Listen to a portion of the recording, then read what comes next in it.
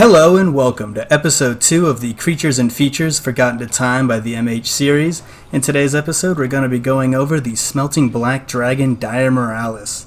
The key to Dire Miralis is making sure you're not doing absolutely abysmal damage. And to avoid that, you want to make sure you're never hitting him when he's in his armored mode. When unenraged, any part of his body that isn't one of his glowing cores is going to be in armored mode, meaning you're going to do a 10 to it, whether it's cut, bash, or shot type. Literally useless.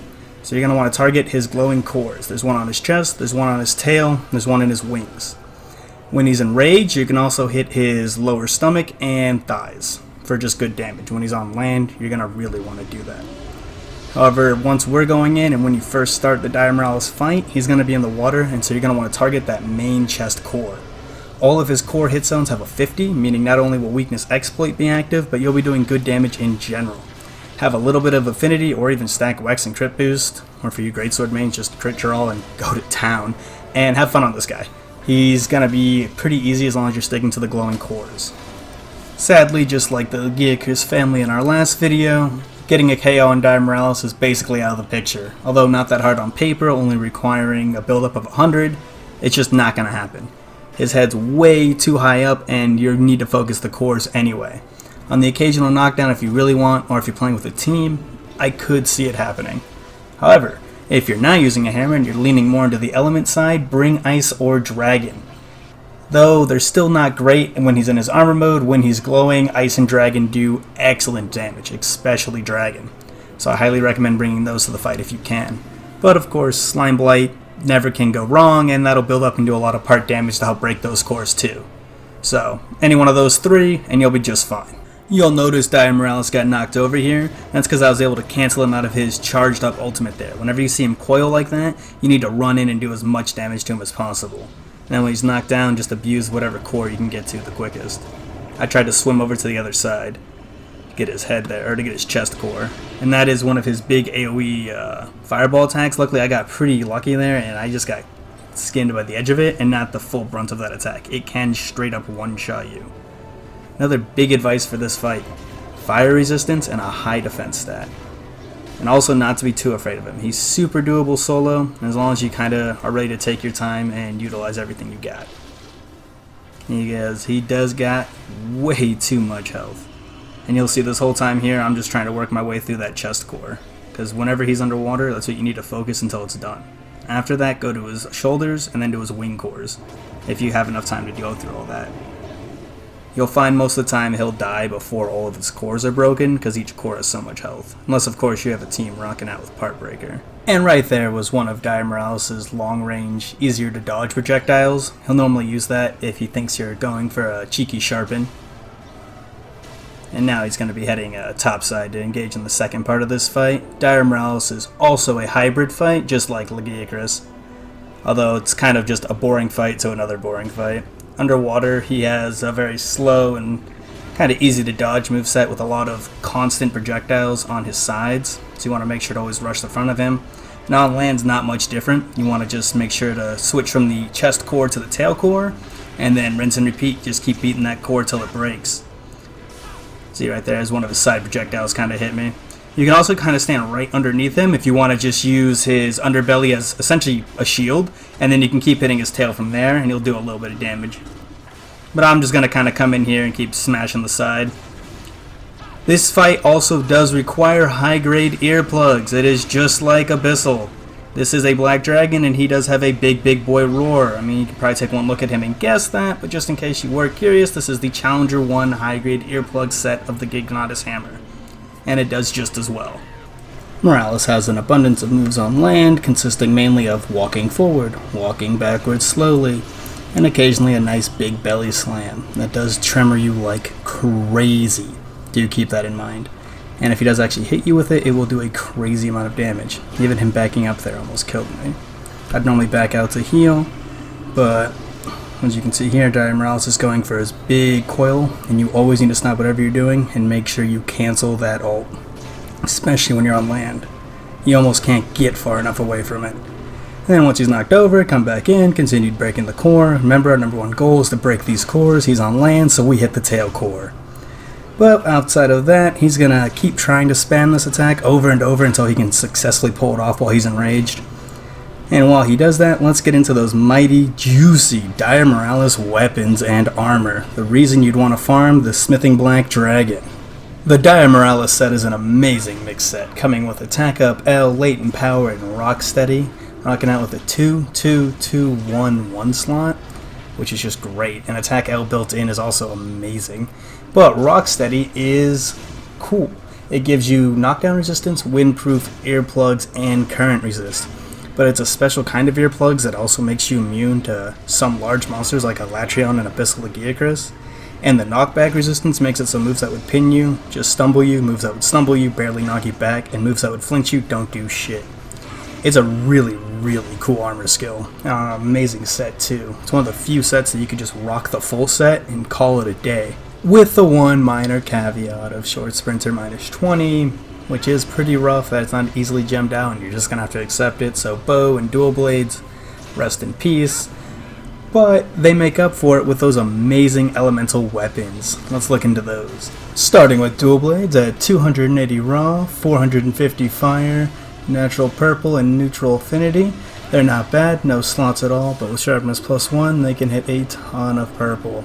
These are the bloated values, by the way, if only for the sake of showing off all the weapon categories and comparing apples to apples. Also, here we go with a first core break. The Dire Miralis tail break often will be your first core break.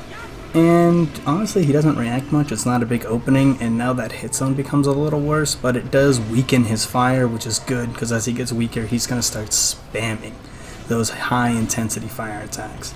But anyway, back to the weapons, starting with the Switch Axe, which comes with an element file, another natural purple with a good chunk with sharpness 1, 0 affinity, 460 fire, and 10 and 12 attack. The hammer comes in at 1144 raw, 600 fire. Honestly, you could get away with just the natural purple on this thing, but if you put sharpness 1 on it, a ton of purple. Then we got the longsword at 693, 500, a little bit of purple, again sharpness 1 ton, neutral affinity. The greatsword coming in, basically same stats, 1056, 720, good purple. The SNS doing similar things with 294, 500 fire. Honestly, the SNS is really good. It's too bad it's bad underwater.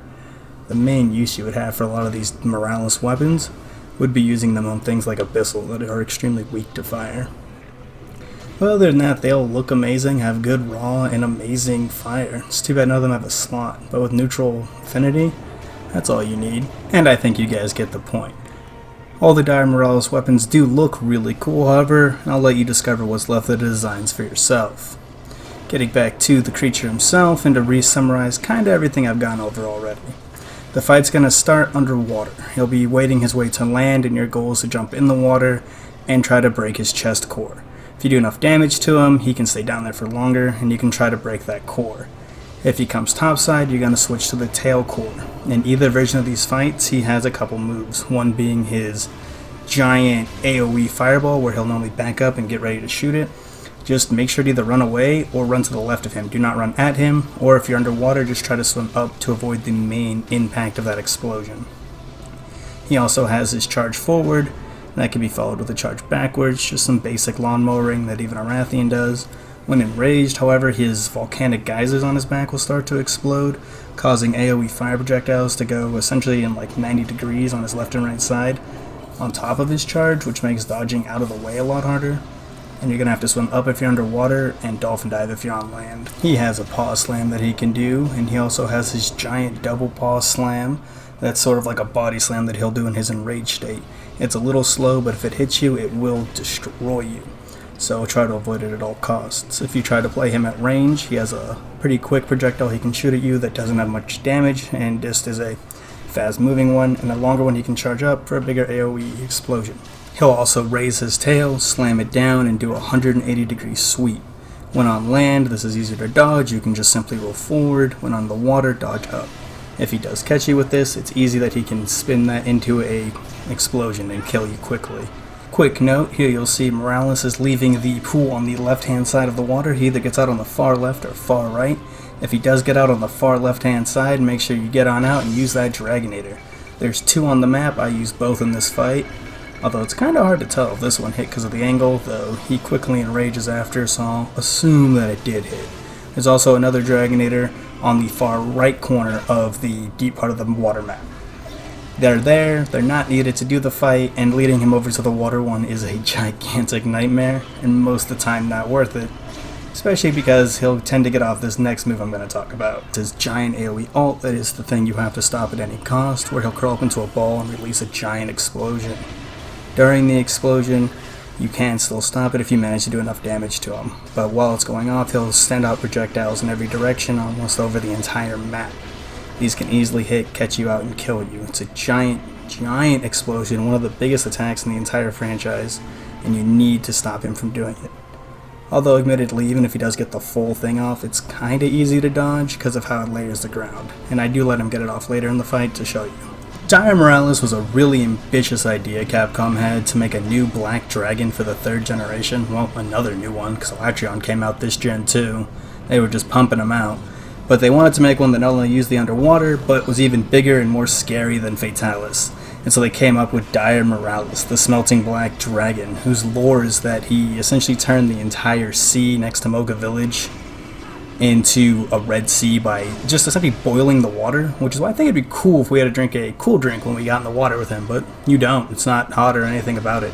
But supposedly the water's so hot it boiled all the fish, and the Miralis we're fighting, if you look on the coastline, has destroyed the outer coastline and some of the naval ships, and is making its way in. And we're kind of the last line of defense in 3U as a water specialist hunter for Moga. But other than that, he's never really mentioned or seen from again. He's not even briefly mentioned like some of the other dragons are in the other games. He's been completely forgotten to time, and I'm really hoping he comes back in some way. Considering 5th gen completely redesigned Electron and Fatalis from the ground up, I feel it's only appropriate that the 3rd member of the Black Dragon family gets that treatment. I genuinely believe Dire Miralis could come back without underwater combat. It's kind of a pointless add-on in this fight, really, and lore-wise it just serves as an excuse to keep him cool. So we could fight him in the damn near chest-deep water that exists in Wilds, and I would love to see him come back in that game, if not in the high rank, in the G rank expansion. Though he is one of those Elder Dragons like Dire Miralis that I just don't think will ever come back. He's too big, he's too, distinct to one area, too dependent on one thing, and I highly doubt we'll ever get to see him again, which is why I'm making a series like this. However, a man can dream. And back to this fight at hand. Now we've hit a certain threshold in Dire Miralis' health where he is now just going to start erupting constantly throughout this fight. You need to keep your eyes peeled on the ground for any glowing spots. They're going to be getting littered with explosions constantly. He's also going to be enraged the rest of the fight, meaning we're going to get our challenger 1 Poc. But still, we need to be extremely careful. He's going to be doing extra damage, and if you haven't broken any cores by this point, you're in for a rough fight. Luckily for us, he'll be going back in the water soon, where we'll be able to really engage him and try to take out that chest core. But for now, it's just a matter of surviving the onslaught that he's about to hit us with. Or, using the mighty Grand Giga's hammer to put him in his place and knock him over when he's supposed to be raging, and not doing a great point of proving my point, but hey, Slime Blight go burr. When you notice him transitioning to land or sea, take that chance to sharpen. You want to sharpen as much as you can throughout this fight. He's a giant HP sponge, and you're gonna blow through your sharpness no matter what your setup is. But when in the water, remember, target that chest, arms, and wings. But we're close to that chest break, so I'm going to try to go in and break that 2nd core. Alright, now that we've got the 2nd core broken, the rest of the fight's going to start getting easier from here, but we should also know that he's getting pretty close to his final death throes. So I'm going to try to lead him over to the Dragonator and get myself some more free damage and try to put a cap on this guy. Since I swam way over to the Dragonator, I was way too far away to stop him from getting off his ult, but also pretty much out of range despite its range, so I thought this would be a good time to show you it.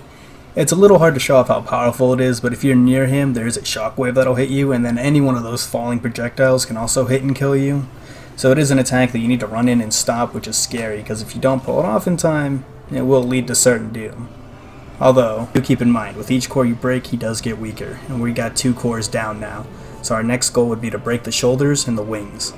Miralis doesn't feel like playing nice, however, and is about to demonstrate his large AoE fireball in a much nicer way for us. But then he'll kindly walk over and let me poke him with the nice big stick, so that was nice of him.